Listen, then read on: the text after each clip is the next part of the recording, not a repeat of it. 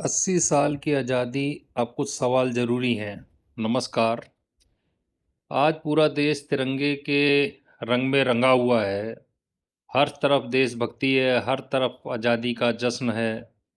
लेकिन आज मैं इस जश्न के बीच एक सवाल पूछना चाहता हूँ।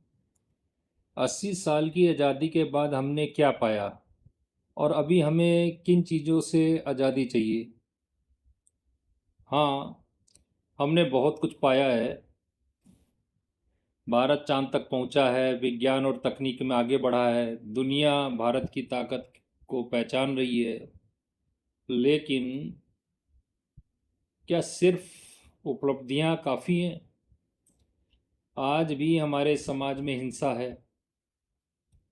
लोग समूह बना रहे हैं, भीड़ इकट्ठी हो रही है, भावनाएं भड़काई जा रही हैं। और फिर भीड़ कानून को अपने हाथ में लेने लगती है। किसी के हाथ में लाठी है, किसी के हाथ में तलवार है। और सवाल यह है, आखिर हम किस दिशा में जा रहे हैं? जिस समय हमारे देश को तलवारों की जरूरत थी, तब हमारे स्वतंत्रता सेनानियों ने देश के लिए संघर्ष किया।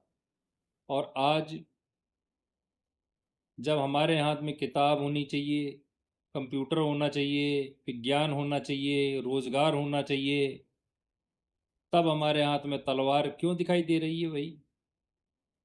हमें इस सवाल का जवाब देना होगा। और इसी के साथ हमें कश्मीर के उस दर्द को भी याद करना होगा जिसे हम भूल नहीं सकते। कश्मीरी पंडितों का दर्द, आतंकवाद और हिंसा के दौर में हजारों कश्मीरी पंडित परिवारों को अपनी जन्मभूमि, अपने घर, अपनी जमीन और अपनी जड़ों को छोड़कर पलायन करना पड़ा। दशक बीत गए, पीढ़ियां बदल गईं, लेकिन आज भी बहुत से कश्मीरी पंडित परिवार अपने मूल घरों से विस्थापित जीवन जी रहे हैं। सोचिए, अपने ही देश में कोई अपने घर से विस्थापित हो जाए, अपने ही देश में अपने घर लौटने का इंतज़ार करे, तो उस दर्द को हम कैसे भूल सकते हैं? उनके पुनर्वास, सुरक्षित वापसी, सम्मानजनक जीवन का प्रश्न आज भी पूरी तरह समाप्त नहीं हुआ है। यह किसी एक व्यक्ति का सवाल नहीं है, यह भारत की आत्मा का सवाल है। हमें ऐसी आज़ादी चाहिए जहां किसी नागरिक को अपने घर से डरकर भागना न पड़े, जहां किसी परिवार को अपनी पहचान के कारण असुरक्षित महसूस न करना पड़े, जहां हिंसा करने वाला कितना भी बड़ा समूह बना ले,